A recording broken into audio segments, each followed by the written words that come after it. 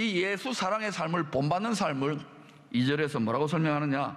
향기로운 제물, 희생제물. 여러분, 이것은 구약시대 짐승제사의 개념을 빌려온 겁니다. 예수님이 마치 어린 양처럼, 6월절 어린 양처럼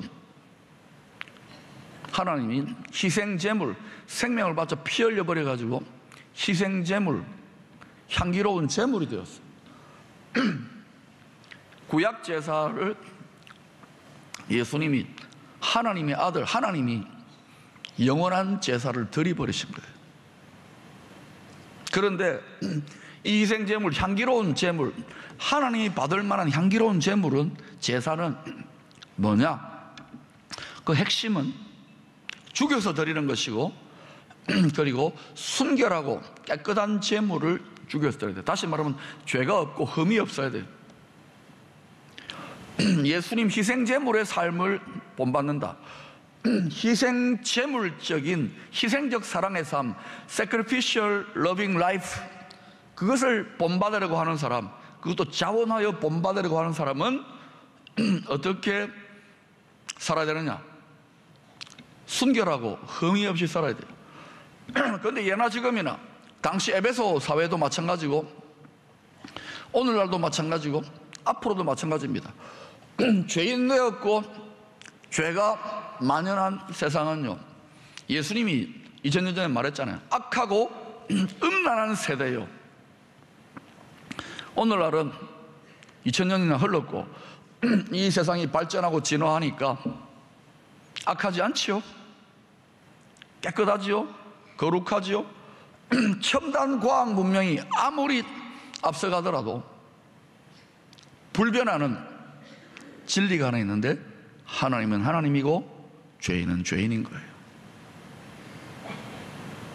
인간이 죄 없다면, 인간이 스스로의 능력으로 죄를 극복할 수 있다면 세상이 이렇게 되어서는 안 됩니다. 사람이 죽어서는 안 되는 거예요. 그러니 수행하고 노력하고 과학 지식을 하면 세상이 좋아진다고요? 잘 시대를 통찰하세요. 여러분이 음란하고 악한 세대에서 예수님처럼 희생제물적인, 자신을 죽이고 흠없고 순결한 거룩하고 온전한 주님의 삶을 따라가려고 하면 어떻게 되느냐? 정도의 차이는 있지만 왕따 당합니다. 그래서 왕따, 왕을 따르는 그리스도인이 되는 거예요. 경건하게 살고자 하는 자, 주님을 온전하게 본받고자 하는 자는 반드시 경험하게 되는 것이 뭐냐면 핍박을 받습니다. 정도의 차이는 있지만 명절날 오히려 스트레스가 되는 분이 있죠. 다 다른 예배를 드리는 가족들 속에 들어가서 소갈이 하는 분들이 있을 것입니다. 일종의 그거 왕따입니다. 핍박입니다. 저는 30몇 년 동안 왕따, 왕을 따르는 그리스도인으로 많이 살아왔어요. 이제 이력이 났어요. 그리고 점점 바뀌어져 가고 있어요. 문화와 모든 것이. 그런데 우리가 이와 같이 악하고 음란해지는 것은 인간의 마음이 부패했고 타락했어. 이걸 탐심이라고 합니다. 탐심은 우상 숭배예요. 종교적인 형태만이 아닙니다. 이거는 인간 마음에 있는 집단 의식이에요. 집단 심리 상태예요. 이 탐심을 이기려면 어떻게 되느냐? 자유하려면 어떻게 되느냐? 하나님만으로 만족하는 삶을 살아야 돼요. 그걸 자족하는 삶이라고 합니다. 그런데 여러분이 예수를 열심히 믿잖아요. 열심히 믿으면은, 성령이 충만해지면 여러분에게 그 적시로 부어지는 게 뭐냐면 하나님의 마음, 하나님의 꿈, 하나님의 비전, 하나님의 환상이 임합니다. 꿈을 갖게 돼요. 근데 또 성경에 이런 말이 있어요. 꿈이 많으면 헛된 일이 많으니, 하나님의 꿈을 가진 사람일수록 이 꿈을 죄악된 세상에 적용하면 어떻습니까? 헛되게, 공허하게, 거꾸로 대적하며 대항하며 돌아가는 잔인한 현실을 경험합니다. 그래서 이 꿈을 가진 사람이, 하나님의 마음으로 충만한 하나님의 비전을 가진 사람이 현실에 부딪혀가지고 상처를 받고 고통하고 절망하고 좌절하고 탄식하고 분노하는 일들이 있을까요? 없을까요? 예? 경험해 본 적이 없으니까 대답을 못 하시네.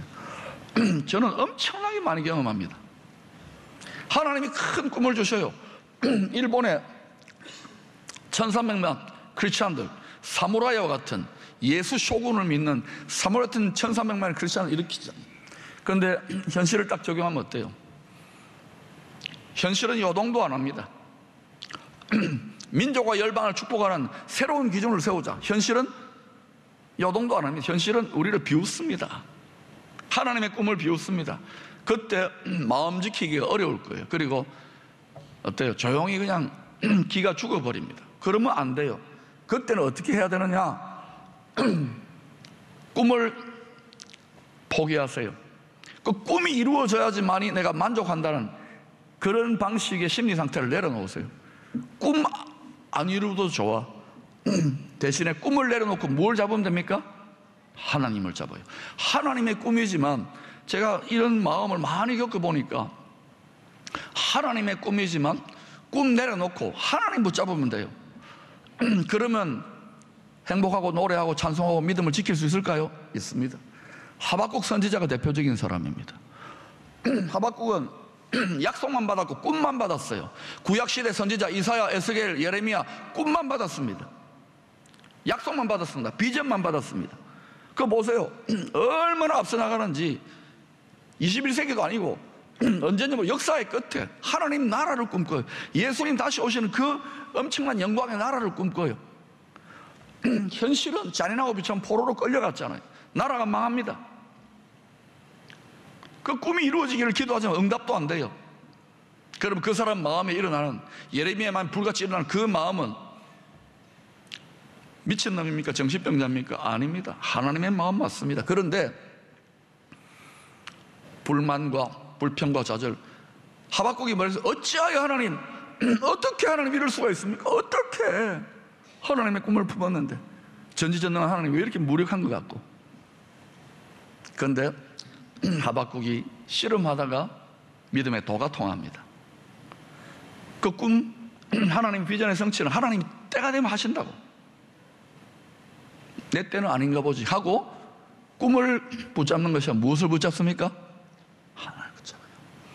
그래서 하박국은 그 절망의 현실, 그 잔인한 현실에서도, 어둠의 현실에서도 난 여호와로 인하여 즐거워하리, 내 구원의 하나님 인하여 기뻐하리. 절대 희망을 붙드는 거예요. 여러분, 이미 우리나라 속담에 이런 절대 희망에 대한 메시지가 있습니다. 뭡니까? 하늘이 무너져도 솟아날 구멍을 누가 만드십니까? 예수 그리스도가. 바울은 계속해서 빛의 자녀들이 결코 해서는 안 되는 일들에 대해서 준엄한 경고를 합니다. 11절에 그것을 열매 없는 어둠의 일이라고 합니다. 어둠의 일은 열매가 없어요. 그리고 이와 대비되는 것으로 9절에는 빛의 열매라고 합니다. 이거하고 비슷한 개념이 갈라디아서 5장 19절에 보면은 육체의 일과 성령의 열매. 자, 하나는 어둠의 일, 육체의 일이라 그러고 단어가 똑같습니다. 또 다른 하나는 빛의 열매, 성령의 열매라고 말합니다. 본질상 이건 두 개 똑같은 개념이에요. 그런데 왜 하나는 일이고 하나는 열매입니까? 이 일이라고 하는 거 헬라어 원어로는 에르고이스인데 그것은 복수형입니다. 일들이라는 거예요. 어둠의 일들, 육체의 일들. 열매는 카르포스, 단수입니다. 성령의 열매, 빛의 열매. 왜 일은, 어둠의 일은 복수냐? 우리가 거짓의 아비, 죄악의 아비, 어둠의 아비, 사탄의 영향으로 신종죄를 너무 다양하게 많이 짓잖아요. 얼마나 많은 죄와 질병과 온갖 것들이 다 나타납니다. 분열적으로 향하는 거예요. 그런데 그래서 일들이에요. 그리고 왜 일이냐고요? 그러잖아요. 우리가 말썽 부리는 남편이나 아내가 있으면 또 사고 쳤나, 또 일냈나. 그죠? 사고요, 자동으로 칩니다. 성격이 못 돼가지고 자동으로 쳐요. 열매는 농부가 수고하고 땀 흘려야 되는 거예요. 성령의 열매, 빛의 열매, 하나님이 기뻐하는 하나님의 뜻을 여러분의 인생 속에 열매를 맺으려면요, 여러분의 흙이 잘못되었어요. 여러분이 땅으로 만들어졌죠. 땅이 저주를 받았어요. 그래서 수고하고 땀 흘려 여러분을 경작하고 땅을 개간해야 됩니다. 인격을 수양해야 되는 거예요. 근데 인격 수양만 갖고 안 됩니다. 그리고 노력하는 가운데에, 스스로 돕는 가운데 하나님이 성령의 역사로 도와줘요. 그래서 누구의 열매를 맺느냐? 자기 영광의 열매를 맺는 것이 아니라 하나님의 뜻의 열매, 빛의 열매, 성령의 열매, 구원의 열매를 맺는 거예요. 그런데 이 열매는 왜 단수냐? 하나님의 인격과 행동, 하나님의 통일적인 비전으로 나아가기 때문에, 예수 그리스도 한 분의 인격과 성품과 행실과 말로 향하기 때문에 하나는 일들이고 하나는 열매인 거예요. 그런데 열매를 맺기를 원합니까? 신앙생활하면서 하나님은 농부라, 너희가 열매를 많이 맞으면 내가 영광을 거둔다. 열매를 많이 맺고 싶으면 여러분 대충 왔다 갔다 하고 이렇게 신앙생활하면 안 돼요.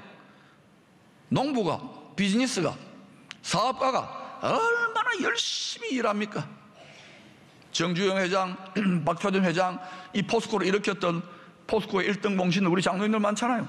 얼마나 열심히 죽기 살기로 일합니까? 뭐 칼퇴근이 어디 있어요? 새벽부터 밤까지 뛰죠. 여러분이 여러분의 인생을 통해 하나님이 기뻐하는 열매를 맺고 싶다고요? 그러면 40년 전, 30년 전에 포스코 세울 때의 열심보다 더 열심을 내야 되는데, 누구 한 사람만 그런 열심을 내는지 모르겠어요. 여러분의 마음을 이해합니다. 먹고 살아야 되고 힘들고 자식 키워야 되고.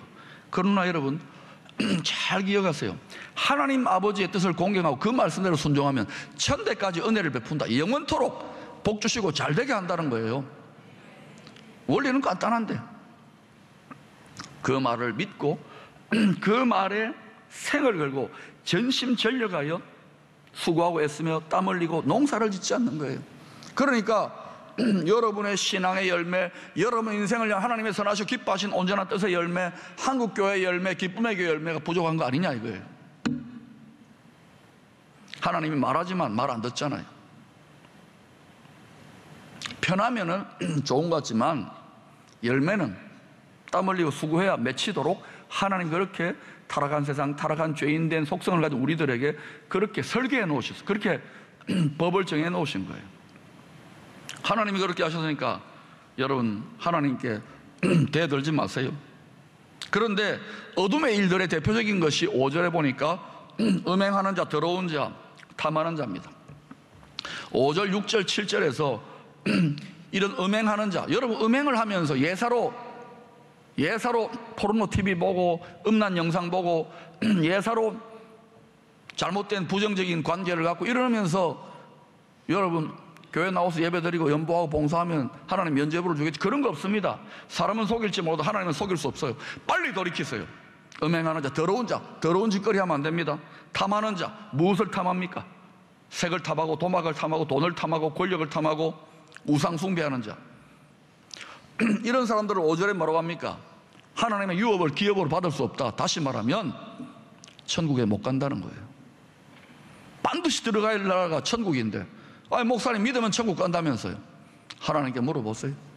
하나님의 말씀을 깊이 읽어보세요. 여러분의 믿음을 날마다 점검해야 되는 거예요.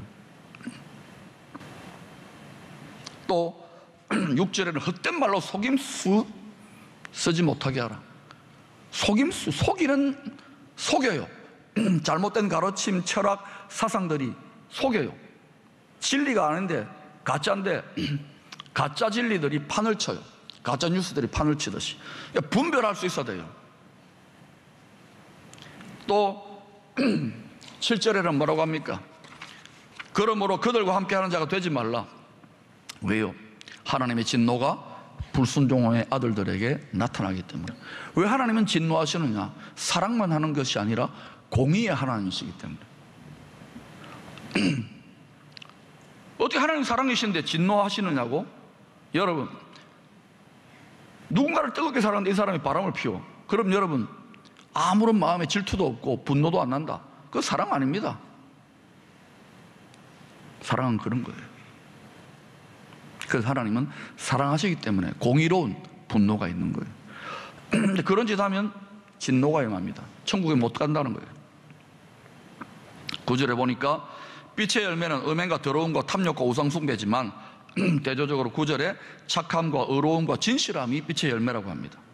그런데 10절에는 빛의 자녀들에게 주를 기쁘시게 할 것이 무엇인지 시험하여 보라 그랬습니다. 여러분, 여러분이 누군가를 사랑하면 그 사람을 기쁘게 해주고 싶습니까?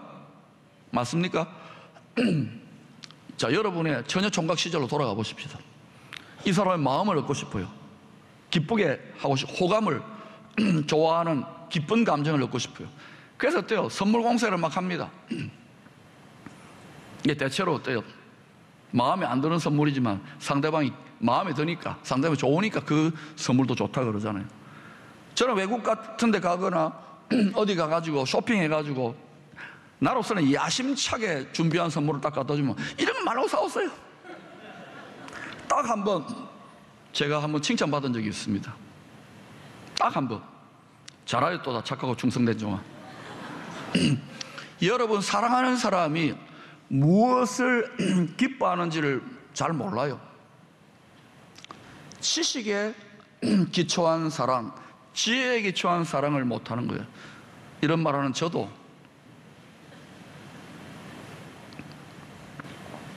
우리는 사랑에 무능합니다. 우리는 지혜가 없어요. 특별히 우리 경상도 사나이들 무뚝뚝하잖아요. 사랑한다 안 카나? 사랑한다 아이가? 근데 그 마음이 자매들에게는 전혀 피부에 와닿지 않습니다. 우리가 볼 때는 막 닭살 돋고 두드러기 돋는 막 자기야 하고 뭐 이렇게 뭐 이벤트하고 이러면 저 남자 망신시킨다 싶은데 거기에 자매들은 마음이 끌리다. 섬세하고 자상하고.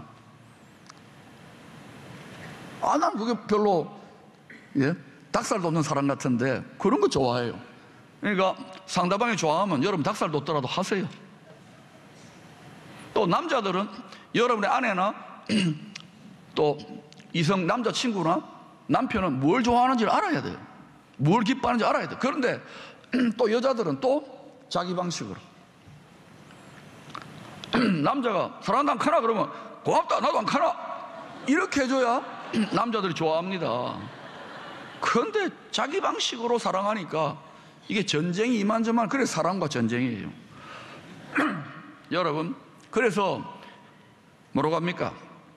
다 사랑하는 마음이 있다고요. 다 잘해주고 싶고 기쁘게 해주고 싶은데 무능하고 무지한 거예요. 그래서 오늘 뭐라고 하느냐? 주를 기쁘시게 하는 것이 무엇인지 시험하여 보라. 테스트를 해봐야 됩니다. 관찰하고 살펴보고 연구를 해야 됩니다.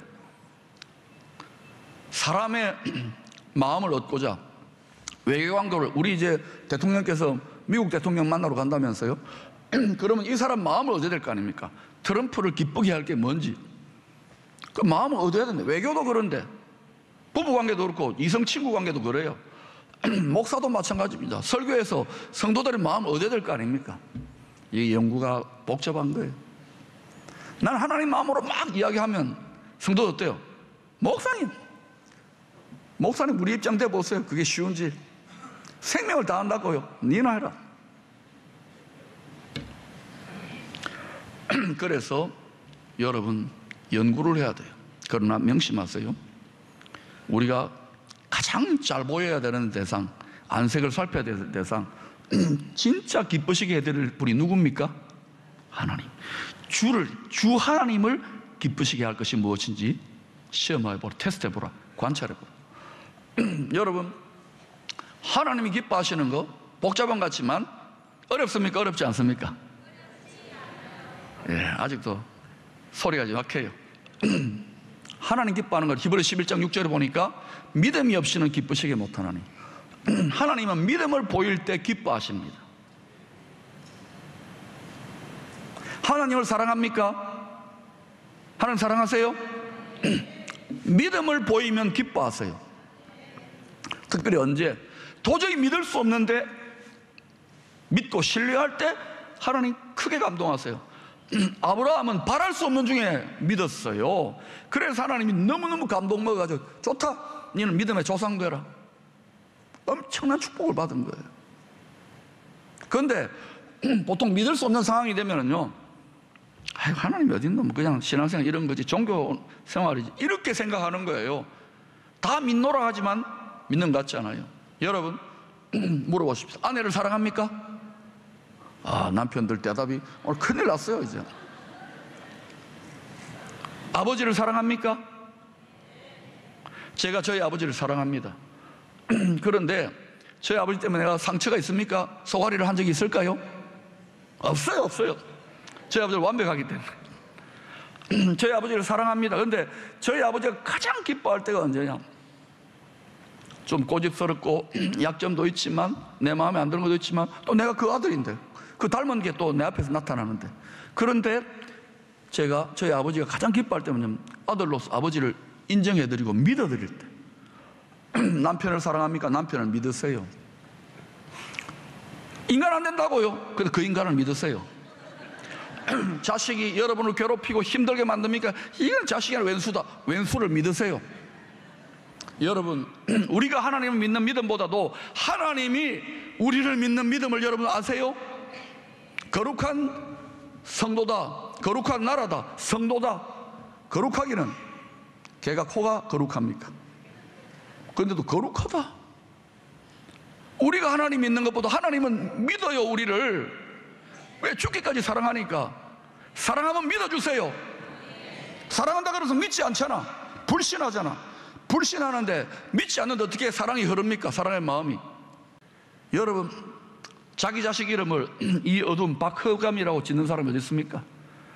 이 엘리 제사장의 며느리는 죽어가면서 하나님과 사람으로 겨루어 이겨야 될 하나님의 백성 이스라엘들을 향하여, 하나님의 자녀된 이 시대의 영적 이스라엘 된 성도들을 향하여 하나님의 영광의 빛이 떠나가고 어두워지면 짓밟힌다, 비참하게 망한다, 죽는다, 저주를 받는다. 그러므로 이가봇 되지 말고 일어나 빛을 발하라고, 일어나 잠자는 자들 가운데 깨어 일어나 빛을 발하라고. 여러분, 캄캄함이 만민을 덮어가고 어둠이 온 세상을 덮어가는 시대에 항상 빛이 이기게 돼 있어요. 사랑하는 기쁨의 성도 여러분, 하나님이 여러분에게 이제는 자다가 깰 때가 되었으니 죽은 자들, 죽은 믿음 가운데 일어나 빛을 발하라고. 주님의 영광의 빛이, 그리스도의 빛이 여러분의 심령에 이미 비쳤다는 사실을 기억하시기를 축원합니다.